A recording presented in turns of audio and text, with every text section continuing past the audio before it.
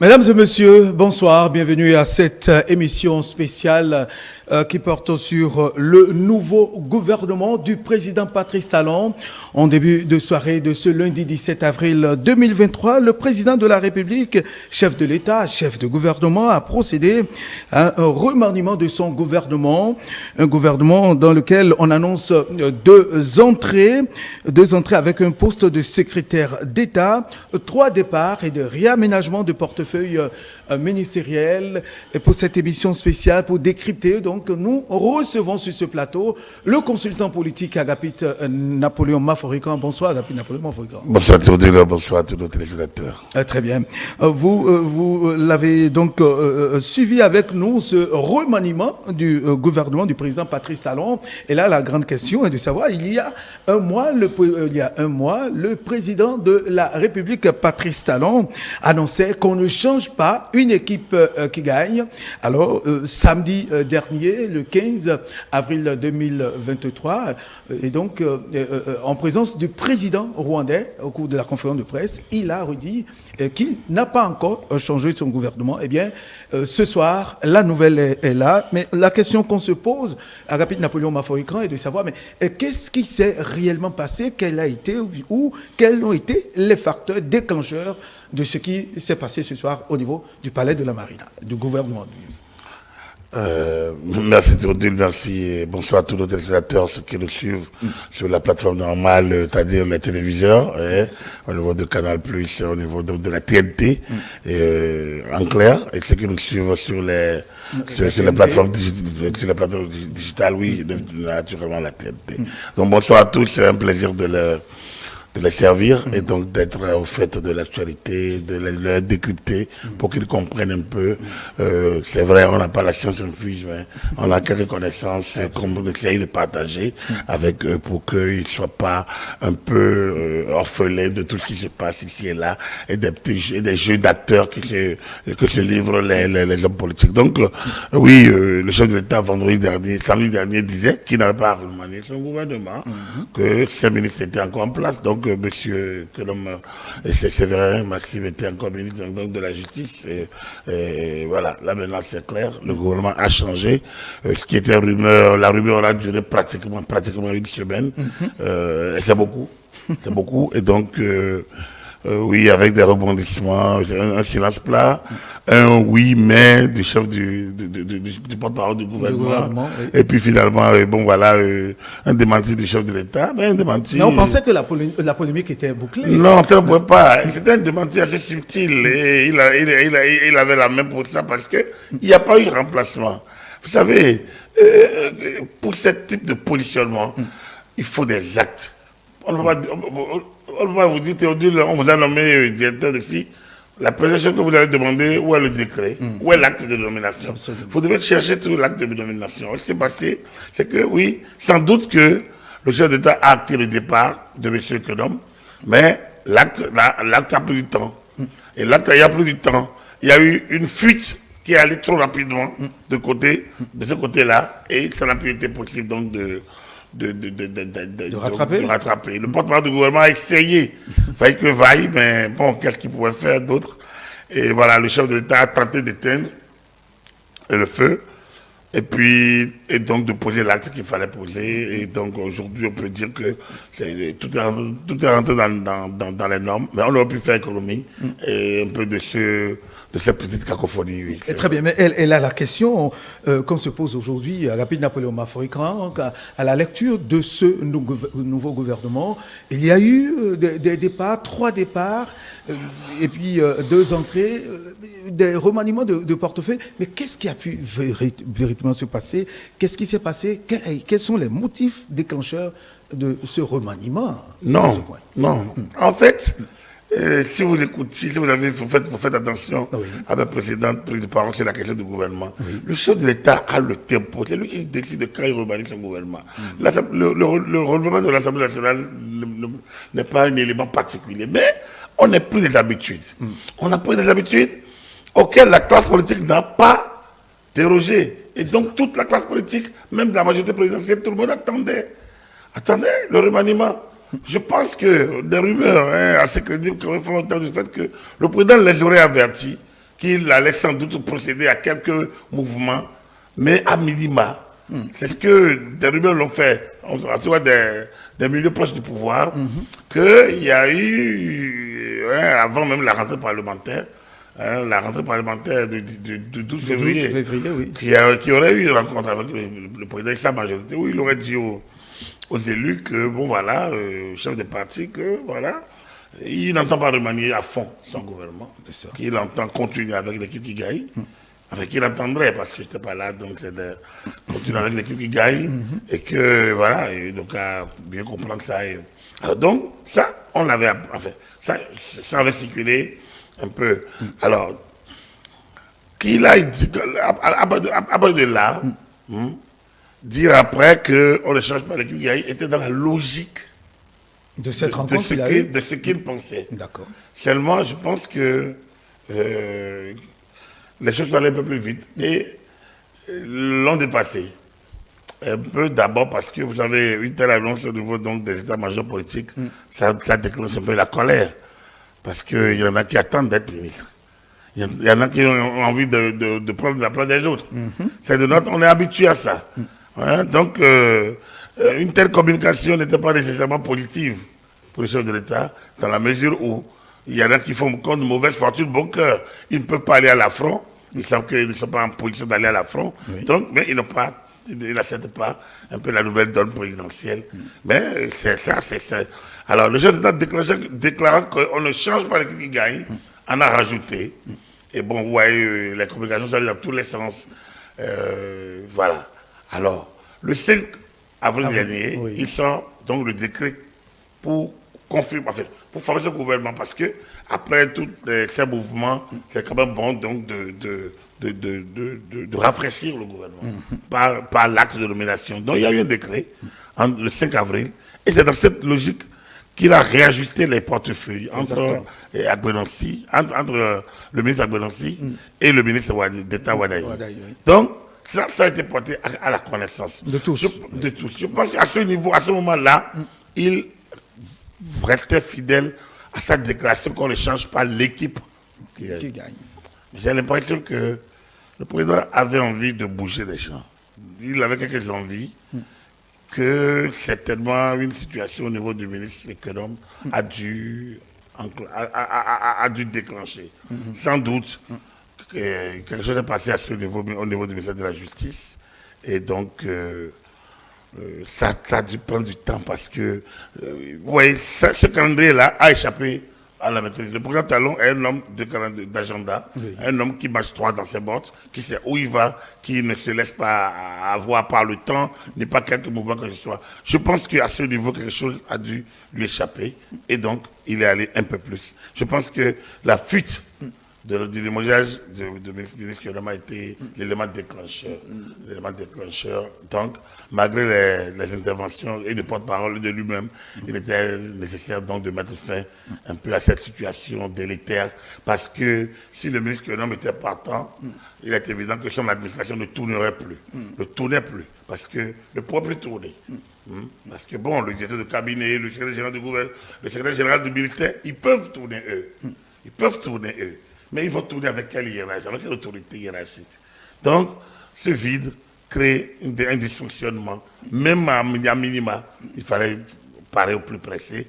Donc, l'acte de ce soir s'impulse là. Alors, donc, au lieu de se contenter donc, de faire partie de M. Kionam, le président de la République, qui sans doute avec quelques pensées, quelques mouvements à faire. Oui, voilà, qui réfléchissait sans doute. Peut-être qu'il n'avait pas encore finalisé, a décidé donc de se jeter à l'eau. Je pense que c'est ça que ça justifierait un peu un peu de secrétaire d'État. C'est le seul qu'on a. C'est la première qu'il le crée depuis qu'il est arrivé. J'ai l'impression que c'est un poste créé, disons, parce que la personnalité qui y est appelée peut, mais peut-être n'a pas peut-être encore toutes les épaules solides d'un ministre plein. Alors donc on a balancé le ministère à M. Adambi. Alors du côté de Khairobé, c'est beaucoup plus surprenant. Khairobé avait été élu député et avait cédé son poste. Bon, peut-être qu'il va retourner là-bas, on ne sait pas. Peut-être la nouvelle loi le permet. Encore faudrait-il les conditions dans lesquelles il avait démissionné du poste de l'Assemblée nationale. Toujours est-il que le remaniement, le réaménagement technique entre dans la logique, de la fonction présidentielle et des attributions du président de la République, chef du gouvernement. Mais du point de vue politique, je pense que ça met fin à une semaine pratiquement de polémique. Et surtout un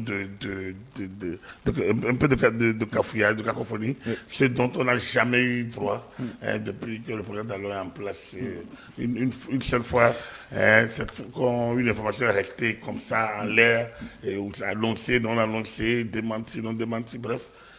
Je pense que le président a voulu mettre fin à ça. Voilà, merci Agapi Napoléon Mafoïka. Nous venons donc de voir à l'écran même l'album photo du nouveau gouvernement du président Patrice Talon. Avant de rentrer plus en détail, aménagement de portefeuille, les nouveaux venus et les départs.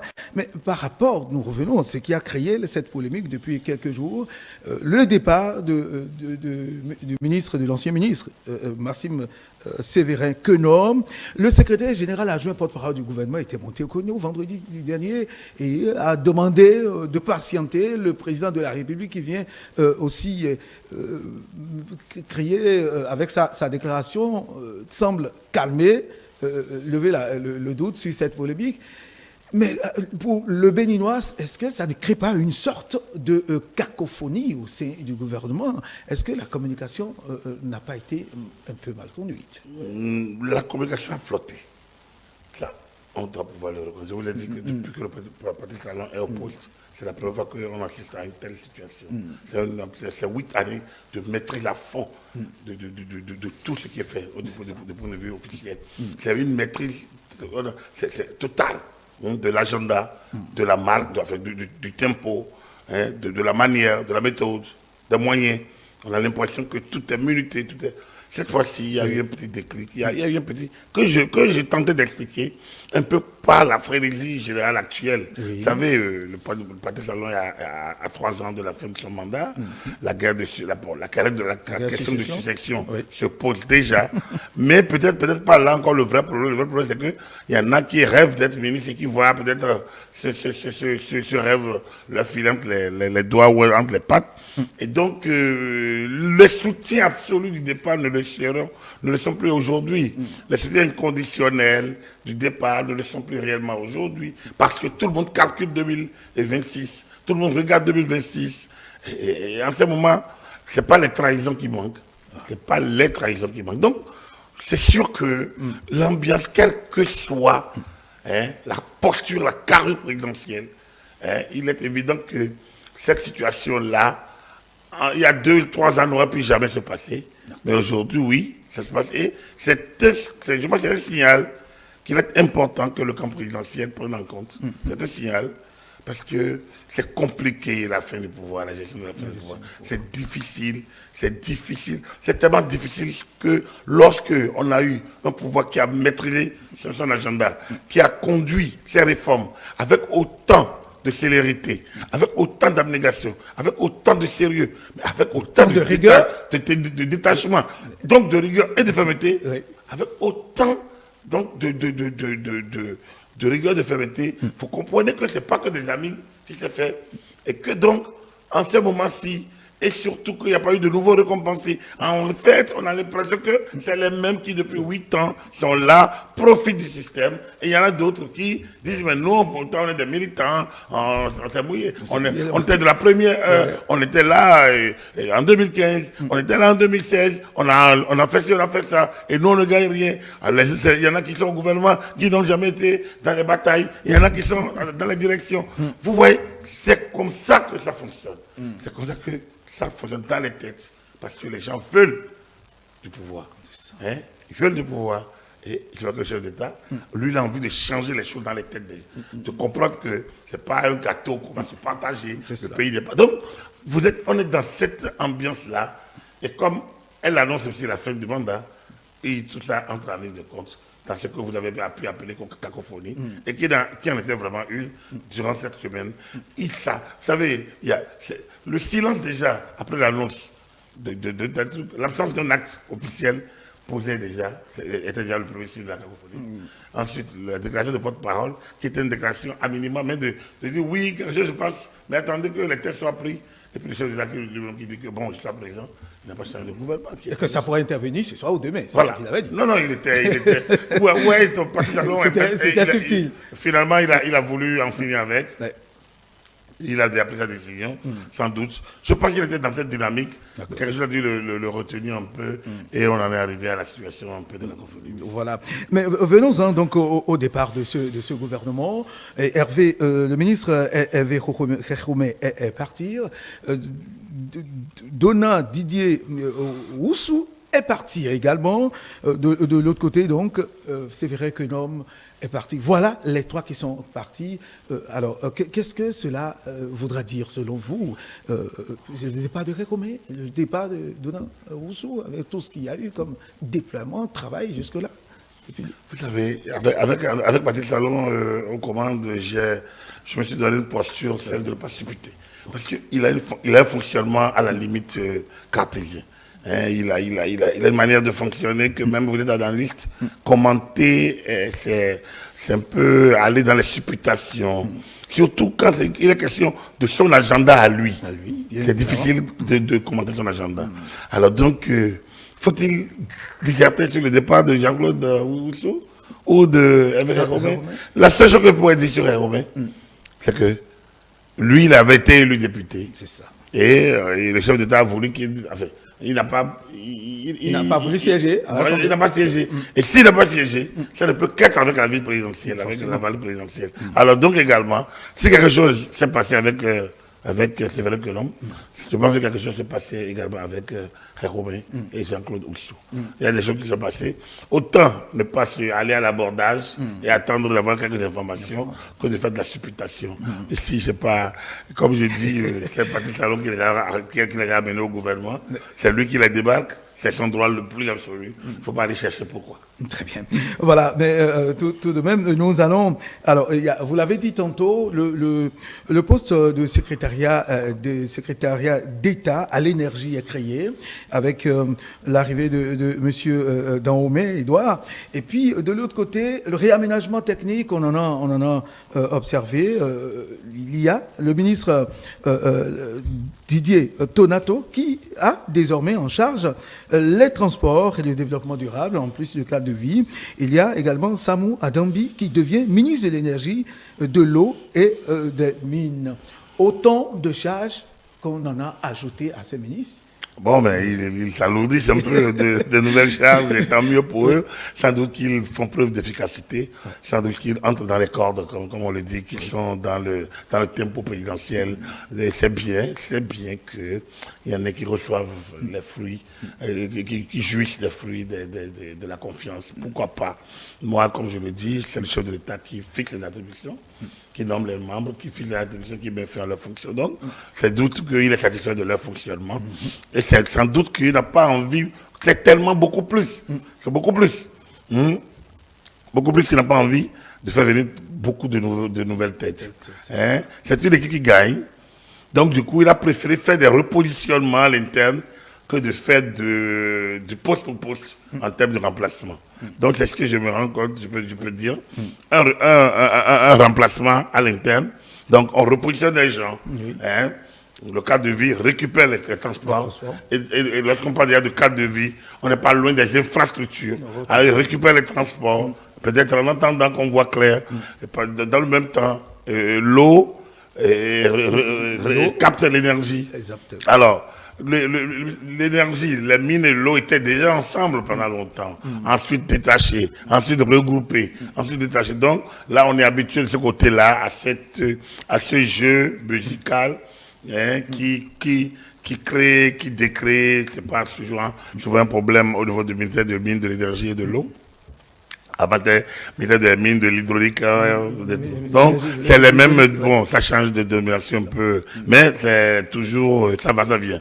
Donc, que Samou Adambi récupère les attributions de Donna Jean-Claude Oussou, Donna Jean-Claude Oussou, ancien DDF, un homme de terrain aussi, quand même, qui a laissé quand même des traces on peut dire, hein, en 8 années, et il se serait fait remarquer comme un homme de terrain. C'est vraiment pas un bon politique, un piètre politique, un piètre homme politique, mais un homme de terrain, un technicien, un homme de terrain.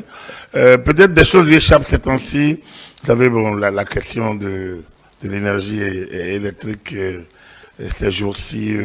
Oui, il y en a qui ont lié la déconnexion avec le Nigeria ces derniers jours. Certainement que le président, il y a eu des situations, le président a voulu avoir un œil sur ce qui se passe en créant en même temps le poste de secrétariat d'État à l'énergie. Non, il ne faut pas qu'on aille trop tôt en besogne. Pour moi, je jette un regard autodéfinitif sur ce qu'il fut.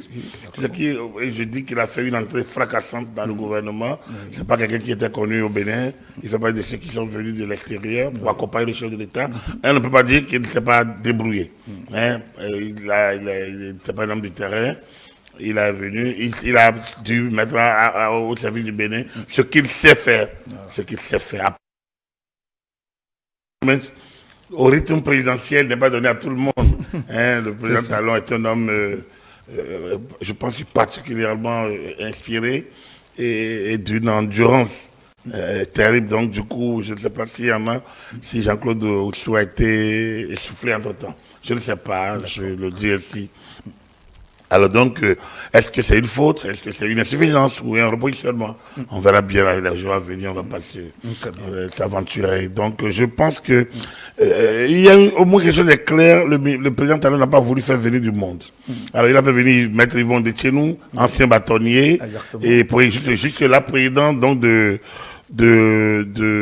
l'ADPD, hein, c'est l'ADPD, c'est l'agence de la protection des données personnelles, si je ne me trompe, un peu qui a remplacé la Commission nationale de l'information et de la CNIL, hein, voilà, donc, qui était chargé donc des données personnelles, c'est un peu ça l'ADPD, l'agence de développement de l'agence donc de développement des données personnelles. Oui, de ces données. Je pense que Maître Yvon Oussou, qui était bâtonnier, je pense qu'il y a 2 ans, il y a 3 ans, voilà, il récupère ce portefeuille donc, de la justice.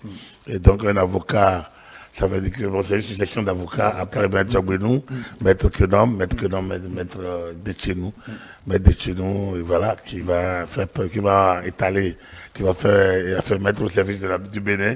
Et maintenant, ces talents d'avocat, les talents d'homme de droit qu'il a dû utilisé dans son cabinet déjà, mais au service également de la nation en tant que bâtonnier, au service donc de l'Union économique et monétaire et ouest-africaine aussi, dont il a été un président donc des barreaux, si je ne me trompe. Donc voilà globalement ce qu'on peut dire de lui et à l'heure actuelle.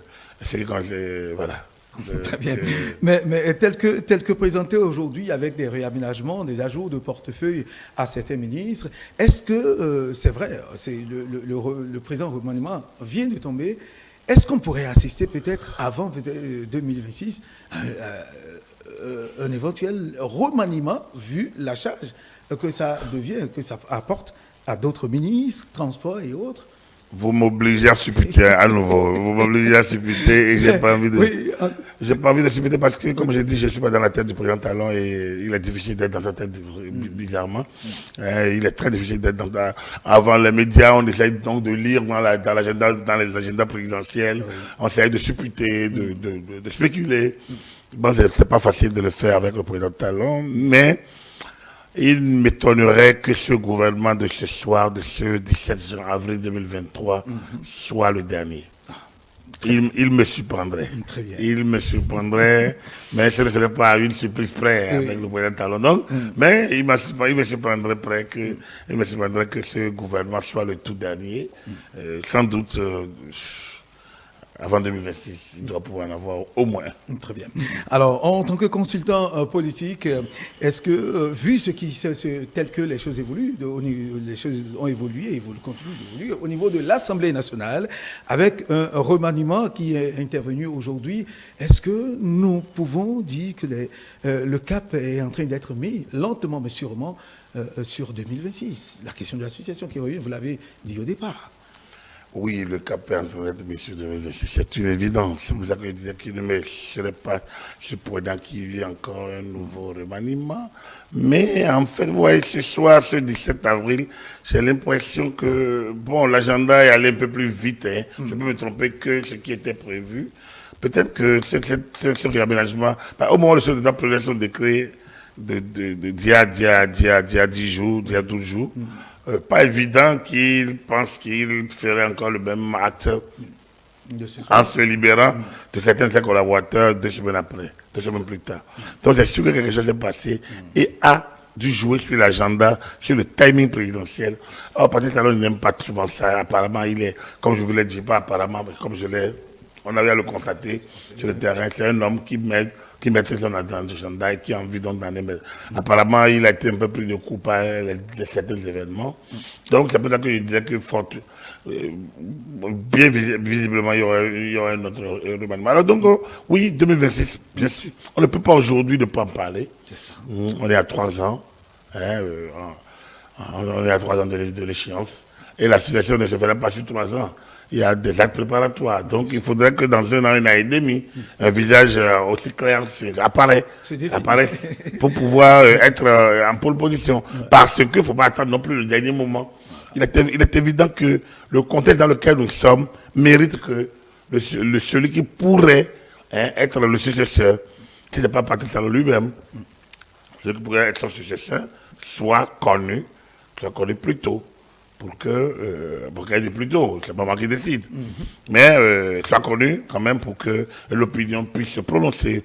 Vous voyez, avec Boni Yayi, on a attendu un peu pratiquement au dernier moment, on l'a sorti un ou que beaucoup ont rejeté et qu'il n'a pas été dissous. Donc, je pense qu'il est important de vite fixer le cap 2026 pour que les gens soient occupés à cela. Ou à contre cela, pour qu'on puisse avancer. C'est toujours mieux si les gens connaissent et avisent. Voilà. C'est très important.